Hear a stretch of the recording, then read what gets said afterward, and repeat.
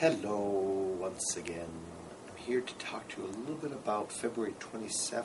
Coming up very shortly is our second in the series of our Music in the Mansion series at the Garrett Jacobs Mansion, the Engineers Club, at Mount Vernon Place. And for me, it's a I love all of our programs, don't get me wrong, but this one is particularly exciting for me because I'm actually performing on this one. I always like to put my feet to the fire, too, because I'm always demanding of all my musicians, so it's good for me to get my butt in gear and get practicing and show my stuff, too. It's an exciting program for me. It's a classical first half. We're going to open with the Schubert Fantasy in F minor for piano, four hands, and Nancy Roldan will be my partner in crime on that one. And Nancy and I, of course, have performed many, many times together. On two pianos and piano four hands. Last year, in fact, we did the Brahms Liebeslieder. Those of you who were there might remember. And it's always a great privilege and pleasure to play with Nancy. Also on that first half is another great classical giant, Beethoven.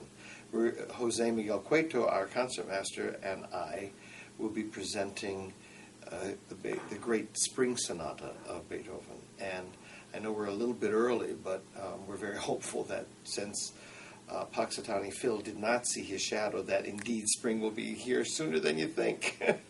That's awfully exciting for me because not only is it a challenge for me as a pianist, but to have the opportunity to perform with a violinist of Jose's caliber is always just one of the most spectacular times for me in my music making career. After intermission, to the crew of Jose Cueto and Nancy Roldan will be added two of our other concert artist musicians, violist Jennifer Rendy and cellist Suzanne Orban, and those four great musicians will play a piece by French composer Gabriel Fauré, his piano quartet in C minor.